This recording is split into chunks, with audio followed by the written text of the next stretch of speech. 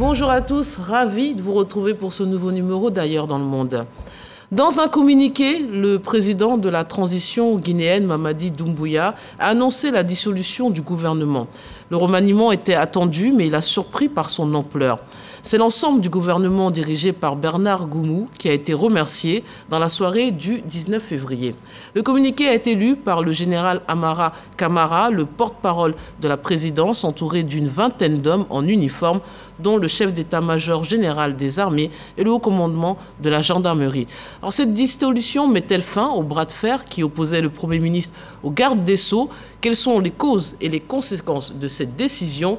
Retour sur l'actualité politique guinéenne avec mes invités. Il s'agit de Sylvain Guessant, analyste politique. Bonjour et bienvenue. Bonjour. Et face à vous, Dr Bangaline Goran, historien. Bonjour et merci d'être présent. Bonjour Fatim, merci. Alors messieurs, en prélude à nos échanges, je vous propose de rejoindre notre correspondante à Conakry, Fasseli Konaté, journaliste au groupe Adafo Média. Fasseli, bonjour. Alors déjà, comment l'annonce de la dissolution du gouvernement a été accueillie et était-elle prévisible?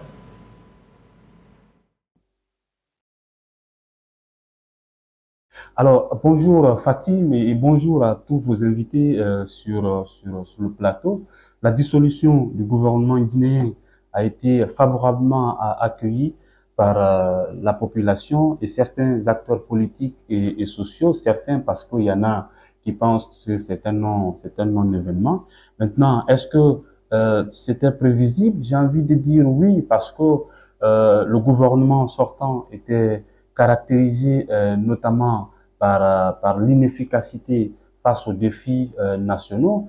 Vous n'êtes pas sans savoir que la Guinée fait face aujourd'hui à une situation économique très difficile, très complexe, une situation qui s'est aggravée avec l'incendie au terminal pétrolier de Conakry au mois de décembre dernier. Alors aujourd'hui, l'inflation est galopante. Vous avez également le panier de la ménagère qui continue de souffrir. Le prix aujourd'hui d'un sac de riz de 50 kg est vendu à plus de 25 000 francs CFA à date en République de Guinée, sans compter d'autres situations, bien évidemment. L'électricité, la desserte n'est plus comme avant. On est retombé dans le système de tour-tour. Aujourd'hui, ça vient. Il faut attendre quelques heures encore avant que ça ne revienne. C'est ce système-là qui est en place aujourd'hui à Conakry, alors que cette situation s'était beaucoup plus améliorée avec l'ancien régime. Vous avez également la restriction des libertés fondamentales. Depuis maintenant plus de 90 jours, il y a l'accès à l'Internet qui est restreint, mais aussi des médias qui sont muselés. La plupart des médias les plus suivis en Guinée sont aujourd'hui muselés. Alors, les chaînes de télévision retirées sur des bouquets comme Canal+ et Star Times. Donc, il y a beaucoup de situations, je pense, qui ont favorisé cette dissolution du gouvernement. Pourquoi ces dissolutions s'accompagnent de mesures restrictives envers les ministres? Et selon vous, qu'est-ce qui a motivé cette décision?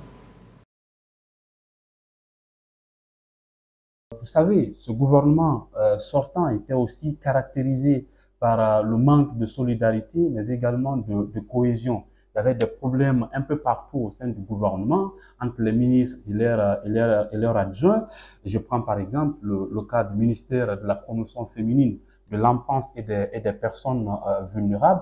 Il y a, avant la dissolution du gouvernement, la ministre qui était en bras de fer avec son secrétaire général et la chef de cabinet qui ont été suspendus parce que, entre guillemets, la ministre aurait été injuriée. Mais au sommet même, il y avait des problèmes entre le Premier ministre et le ministre de la Justice qui sont allés en classe à travers des courriers interposés. Le Premier ministre qui ne comprenait pas les nombreuses injonctions de son ministre de la Justice, dont les dernières étaient contre les directeurs administratifs et financiers des différentes structures de l'État, mais également les différents maires. Donc le Premier ministre qui ne comprenait pas les agissements entre guillemets et l'attitude solitaire de son Premier ministre, de son ministre de la Justice, a pris quand même soin de faire un courrier, une façon de le recadrer.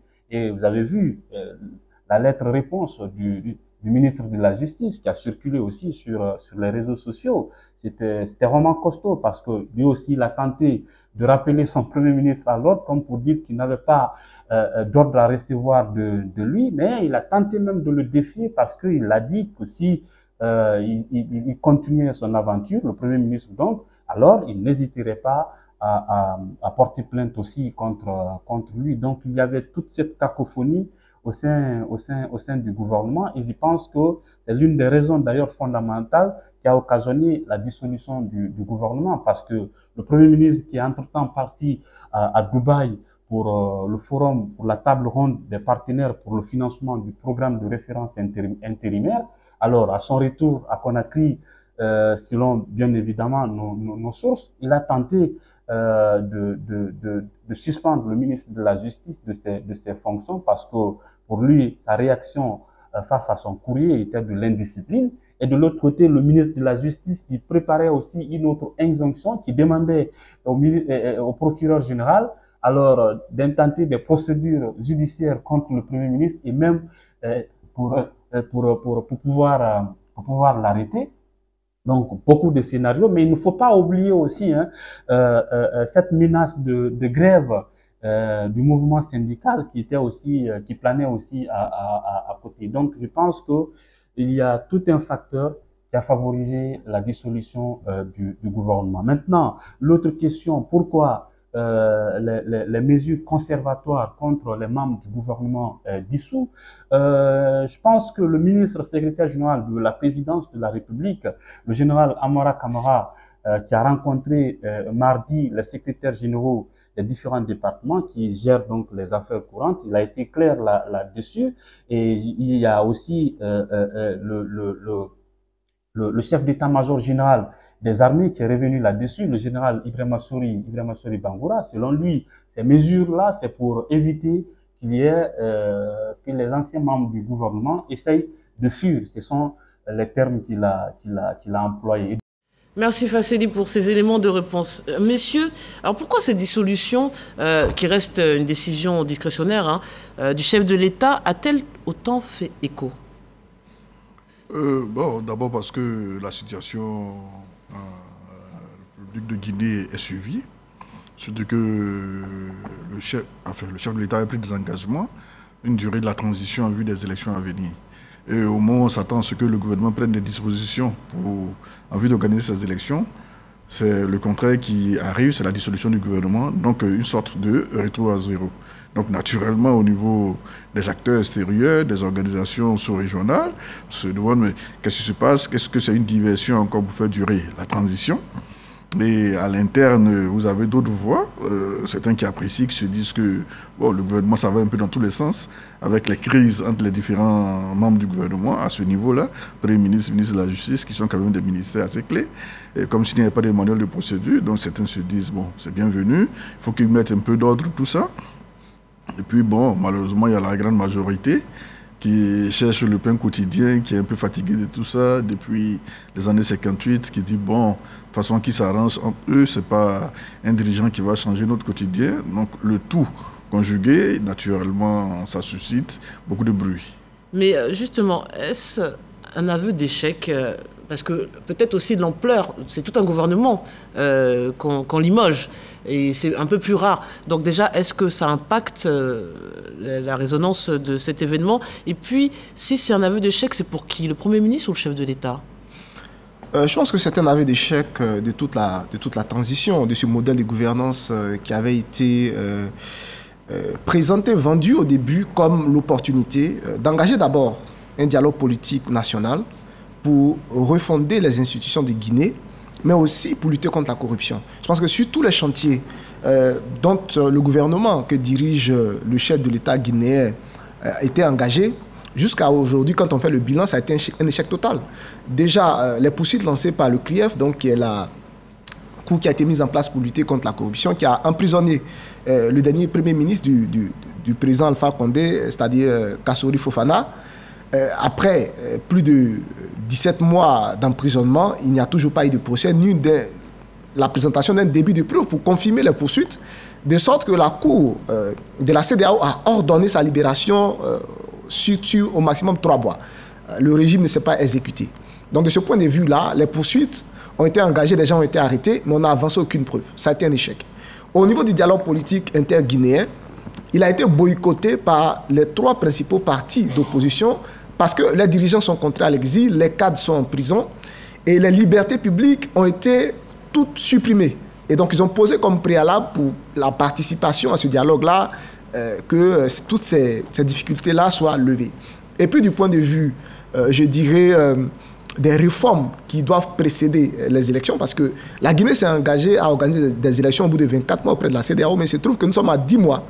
Jusqu'à aujourd'hui, ni la rédaction de la nouvelle constitution n'a été assurée, ni le recensement de la population qui doit permettre de dégager un nouveau listing n'a été fait. Et donc, c'est clair que dans ces conditions, dans 10 mois, la Guinée est censée organiser des élections. Le processus n'a même pas encore démarré.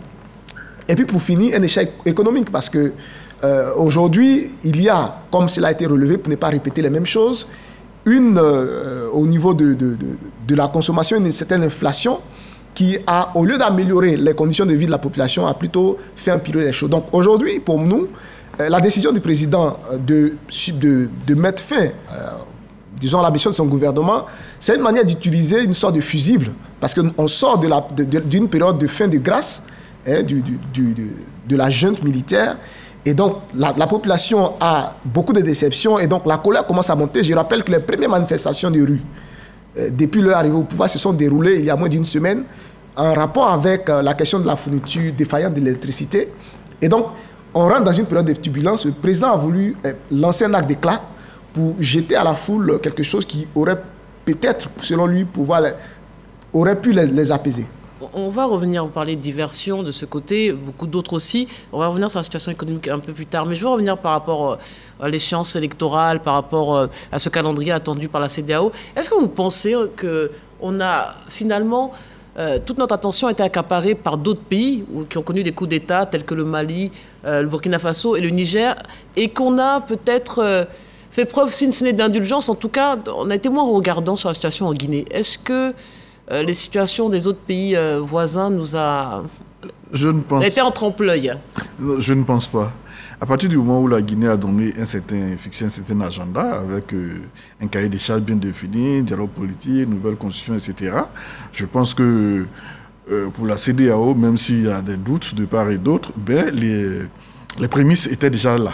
Donc il fallait suivre l'exécution du calendrier, surtout que quelques temps, rencontre après les colonels des pays sahéliens, le colonel Doumbia, je crois qu'il est passé général maintenant, oui, a pris du recul pour se concentrer un peu sur le cas guinéen, le basculement géopolitique au sein de la CEDEAO. Il n'en a pas fait vraiment le centre de gravité de sa gouvernance. Donc il a bénéficié donc d'un climat apaisé, moins d'injonctions. Et il n'a pas de question sécuritaire aussi à l'origine. Voilà, donc suivre un peu le calendrier électoral à Conakry, ne pas mettre trop de pression pour peut-être éviter qu'il se jette dans les bras des pays de l'AES qui cherchaient un point de chute vers la mer, un pays côtier pour pouvoir eux aussi diversifier leurs partenaires économiques, l'accès au port, etc., etc. Donc tous ces enjeux-là ont poussé les dirigeants de la CEDEAO peut-être à ne pas être bavard sur la question guinéenne dans l'espace public, contrairement aux dirigeants des pays sahéliens qui, chaque jour, manifestaient une volonté manifeste, n'empêche qu'ils ont subi sévères embargos, donc tout cela a poussé un peu pour radicaliser leur position, contrairement à Conakry, qui est resté un peu plus dans l'amour des dirigeants de la CEDEAO.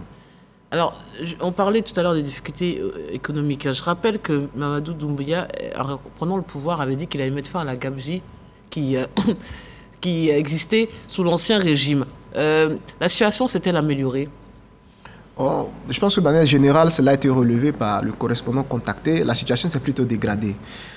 Et encore plus ces derniers temps, pour une raison toute simple, c'est qu'en décembre, dans l'année du 17 au 18 décembre, il y a eu l'explosion à Kaloum du principal dépôt de carburant. Et il faut savoir qu'en Guinée, dans le mix énergétique, il y a une part assez importante qui est réservée à l'électricité d'origine thermique. Donc ils utilisent du fuel et de l'essence pour alimenter des groupes électrogènes qui produisent l'électricité. Étant donné que l'électricité est un des intrants essentiels dans la production et la consommation civile, le fait qu'aujourd'hui on se retrouve dans une situation où cette explosion du dépôt de carburant se passe à un moment où au niveau international, il y a une surenchère au niveau du prix du carburant, ça va avoir une répercussion sur le pouvoir d'achat de la population. Déjà même sur ce qu'on peut considérer comme le premier contributeur du PIB national, c'est-à-dire l'économie minière. Immédiatement après l'explosion, la grande partie des entreprises minières qui exploitent donc des minerais tels que le bauxite ont dû mettre leurs activités à l'arrêt pour la simple raison qu'ils n'avaient plus de stock de carburant, étant donné que ce qu'ils avaient mis de côté comme réserve, l'État l'a réquisitionné pour éviter que la fourniture, la production d'électricité ne soit suspendue. Donc ces entreprises-là déjà ont commencé même dans certains cas à mettre des travailleurs au chômage technique. C'est un grand pouvoir d'emploi. Au-delà de cela, les petits commerçants ou encore des jeunes qui exploitent des mototaxis dans la capitale, l'agglomération de la capitale pour se nourrir, ont été dans une situation où, dans un premier temps, les stations à essence ont dû être fermées. Après, on est rentré dans une situation de rationnement du carburant. Alors, le Premier ministre a expliqué qu'ils allaient sortir un peu lentement avec beaucoup de difficultés de cette situation. La Côte d'Ivoire a été sollicitée, au passage, on peut le dire, pour fournir à la Guinée 50 millions de litres de carburant par mois. Donc, c'est dire à quel point cet événement a contribué à détériorer la situation économique du pays. Parce que pratiquement tous les secteurs ont été touchés. Donc, aujourd'hui, on en est dans une situation où il y a une grogne sociale véritable et réelle qui commence à monter parce que jusqu'à là, la junte a eu surtout à museler les partis d'opposition et les médias. Mais la population elle-même, à partir du moment où elle mettait encore beaucoup d'espoir dans, je dirais, les objectifs que la junte s'était fixés, elle était plutôt attentive et observait la situation. Mais à partir du moment où il y a une dégradation de la situation qui frappe à la poche la population civile, il est clair que désormais, la junte aura à dos non seulement les partis politiques, les médias, mais en plus, la colère sociale en plus. Mais justement, un ordre de grève général et illimité dans tous les secteurs a été lancé pour ce lundi 26 février. Alors déjà, doit-on s'attendre à une paralysie du pays? Et est-ce que cela risque d'affaiblir clairement le régime? Bon, comme Bengali le disait tantôt, Doumbouya a aussi fait face à l'héritage politique, hein. Cette Guinée qu'il est venu trouver, qui n'a pas d'électricité, malgré tous ces grands fleuves, malgré toutes les richesses du sous-sol. Et malheureusement pour lui, la source qui fournissait un peu de carburant à toute la Guinée, où ils étaient gardés leurs provisions, qui prend feu en décembre. Alors, bon, c'est la difficulté dans nos États. Quel plan de continuité des activités dans un tel contexte de dysfonctionnement majeur? Où trouver du carburant, il faut se tourner un peu vers les voisins. Bref, la Guinée renoue avec les manifestations de rue que les différents présidents ou chefs d'État ont eu à connaître depuis Dadis Camara, Alpha Condé, etc., la rue qui reprend du service à cause des conditions de vie et de travail. Alors, est-ce que cela va fragiliser un régime militaire? Bon, on sait à peu près comment fonctionne un régime militaire, comment ils arrivent au pouvoir, la période de grâce, et puis à peu près comment ils quittent le pouvoir. Donc je pense que l'heure a sonné pour la Guinée, surtout que ce sont des dynamiques internes, pour que le président comprenne qu'il est temps de songer effectivement à organiser des élections pour laisser le futur président régler sur le long terme ces questions-là. Parce que la question de l'électricité à Conakry, ça ne peut pas se résoudre en 3 mois. Il faut quelqu'un qui a un mandat légal et légitime, qui puisse se donner du temps pour des investissements, pour des prêts, etc. etc. Mais justement, bon, il y a eu des forums internationaux, on ne va pas revenir dessus, mais ces derniers coups d'État auxquels on assiste dans la sous-région ont relancé la sempiternelle question, à savoir l'immixtion des militaires dans le jeu politique et leur capacité justement à présider à destinée des pays. Est-ce que gouverner un État, finalement, c'est plus complexe qu'il n'y paraît? Est-ce que c'est plus facile à dire? Est-ce que finalement, il est à l'épreuve du pouvoir?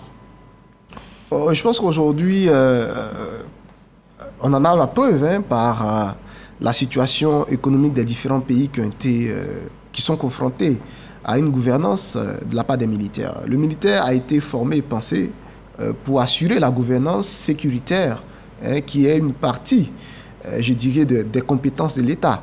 Mais au-delà de la question de la gouvernance sécuritaire, il y a les questions économiques, il y a les questions même du dialogue, donc les équilibres sociaux, la gestion des équilibres sociaux. Cela demande aussi un certain génie pour pouvoir naviguer donc dans ce tissu social fait de rivalités, de toutes sortes d'oppositions internes. Donc, je pense que jusqu'à preuve du contraire, les militaires ont démontré finalement qu'ils n'étaient pas calibrés. Ils n'étaient pas calibrés pour pouvoir gérer toutes ces subtilités que suppose la gouvernance au sens de tous les domaines de compétences de l'État.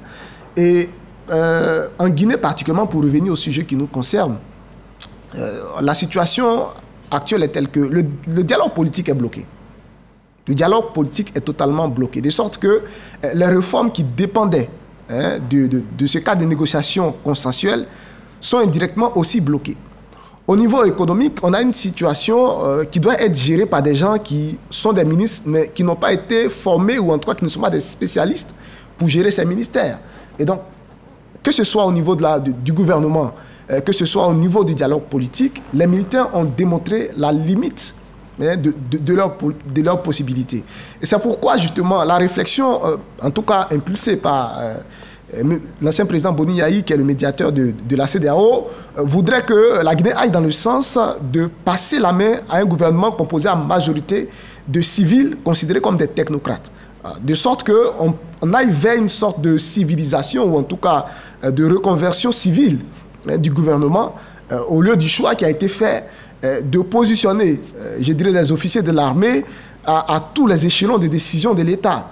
Ils n'ont pas été forcément formés pour assurer ces responsabilités. Et aujourd'hui, on en verra plus les limites quand l'État sera en situation de difficulté économique. Quelques mots sur cette même réflexion. Les militaires au pouvoir, est-ce qu'il y a des limites dans l'exercice? Je ne suis pas historien, mais je parle sous son contrôle. Il y a une sorte d'ancrage historique dans ces pays-là où le dirigeant principal est aussi militaire. El Hadji Omar Tall, qui encore au Burkina. Il y a une sorte d'ancrage historique depuis ce qu'on a appelé l'Empire du Mali, etc., dans notre espace, où le dirigeant principal, il est aussi militaire, Sékou Touré, etc., etc. Il n'y a pas une différence où quelqu'un au pouvoir, et puis délègue le pouvoir à des personnes qui font la guerre, qui se positionnent pour des questions de défense et de sécurité. Maintenant, comment susciter dans l'imaginaire cette rupture-là entre le chef, qui est un civil, et des militaires à qui il conclut le pouvoir. Sinon, pour le moment, que ce soit en Guinée, que ce soit au Burkina, au Mali, au Niger, etc., dans l'imaginaire, quand les civils n'arrivent pas à progresser, il faut que le militaire prenne le pouvoir pour restaurer. Vous dire, il y a un legs historique. Oui, c'est un legs historique. L'ancrage est là, il est aussi vieux. Donc, malheureusement, quand ils arrivent, comme il a dit, ils ne sont pas assez outillés, surtout qu'ils arrivent dans des contextes d'urgence. Ils prennent le pouvoir parce que celui qui était là est confronté à une crise ne trouve pas de solution. Donc, ils sont sous cet héritage politique-là. Une crise économique, une crise politique, etc., etc. Et ils ne sont pas forcément bien outillés. Et surtout qu'avec leur arrivée au pouvoir, tous les mécanismes civils de lutte contre la corruption, de bonne gouvernance, etc., sont pratiquement mis de côté. Voilà, ce n'est pas un président qui vient de dissoudre tout un gouvernement pour dire on lutte contre la corruption. Un régime a des mécanismes de lutte contre la corruption, qui font du monitoring quotidien, qui font des audits, etc., etc., de sorte que celui-là qui est reconnu comme ayant détourné des fonds puisse être jugé.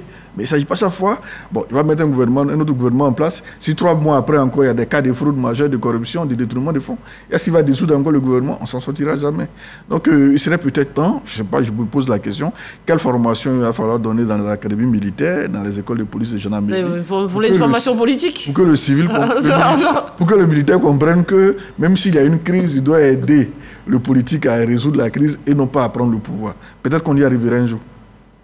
Un dernier mot, donc on le disait, vous parlez d'un bilan mitigé. Je rappelle que Mamadi Doumbouya a pris le pouvoir le 5 septembre 2021, proclamant la mise en place d'un comité national de rassemblement pour le développement. On parlait des libertés publiques qui sont amoindries. On parlait de mes confrères dans les médias qui connaissent aussi beaucoup de restrictions. Là aussi, qu'est-ce que ça dit de ce pouvoir? Le signe d'une crainte Je pense que ça dit de ce pouvoir qu'il est un pouvoir militaire qu'il est resté dans sa gouvernance, donc un pouvoir autoritaire, hein, parce que quand on a un militaire, qu'on arrive au pouvoir dans les conditions qu'on sait, et qu'on a la main libre, parce que cela a été relevé par Sylvain dans son propos, après l'expérience de pression exercée par la CEDEAO sur le Mali, la chose n'a pas été, cette approche n'a pas été reprise avec le Burkina et la Guinée qui finalement ont bénéficié d'une situation de liberté d'action, et ça a généré en Guinée en tout cas cette impression venant du pouvoir qu'ils pouvaient tout se permettre. De sorte que la liberté des réunions a été supprimée, la liberté, et même au niveau d'Internet, il y a eu beaucoup de restrictions dans le mois qui vient de finir. Parce que justement, Internet est vu comme un moyen de mobilisation pour la nouvelle génération. Donc, il y a eu cette liberté-là au niveau international, cette tolérance qui a été accordée au régime militaire guinéen, qui lui a donné l'impression qu'il avait les coudées franches pour faire ce qu'il estimait bon pour la sécurité nationale. Et le résultat final, c'est qu'aujourd'hui, on est dans une situation de blocage où, en cas de colère sociale, il sera difficile à ce régime d'avoir des interlocuteurs en face. Parce que quand vous arrivez au pouvoir, que vous réduisez tout le monde au silence, vous brimez tout le monde, finalement, il ne reste qu'une chose, la confrontation avec la rue. Parce que même si vous voulez discuter, vous allez discuter avec qui? Les partis politiques, les dirigeants sont aujourd'hui contraints à l'exil. Les dirigeants des syndicats, s'ils se trompent pour lancer le mot d'ordre, c'est clair qu'ils seront arrêtés et jetés en prison. Si on reste sur la manière de fonctionner qui a eu cours jusqu'à aujourd'hui. Donc finalement, quand on se retrouve dans une situation de blocage, quels seront les interlocuteurs en face du pouvoir si ce n'est des jeunes en colère dans la rue, armés de pierres, et qui vont commencer à s'aimer de désordre dans Conakry, comme on l'a déjà vu par le passé. Donc il est important qu'on en revienne à une situation de dialogue, de sorte que déjà, la jeune se fabrique des interlocuteurs et donne l'impression sinon il est un gouvernement à l'écoute de la colère sociale, à travers l'écoute qu'elle accorde aux représentants de ce peuple-là, que sont les organisations syndicales, que sont les partis politiques. Les contre-pouvoirs, en fait. Et les pouvoirs intermédiaires. Absolument. Dernier mot, Sylvain, vous étiez il n'y a pas longtemps à Conakry, vous avez vu une différence, une évolution entre l'ancien régime et le nouveau, physiquement, concrètement, factuellement? Oui, l'aéroport qui a pratiquement changé, les rues qui sont plus propres, des voies, des chantiers qui datent des années 90, qui ont pu connaître un point d'achèvement, avec Kaloum qui est un nouveau visage. En tout cas, j'ai rencontré des interlocuteurs qui se demandaient si finalement il ne fallait pas continuer avec le régime militaire, parce qu'il y avait quand même des changements notoires, visibles, objectifs dans le quotidien des populations. Malheureusement, l'incendie de décembre a remis un peu tout ce bilan-là en cause. On espère que la sagesse va prévaloir, que Conakry trouvera les dynamiques internes pour pouvoir sortir de cette crise-là, parce que bon, on n'en a pas besoin. Ça sera le mot de la fin. Messieurs, merci infiniment pour tous vos éléments de réponse. Merci donc à mon confrère Fassili Konaté de Guinée-Conakry. Merci à vous de votre fidélité. Bonne suite des programmes sur RTI 1.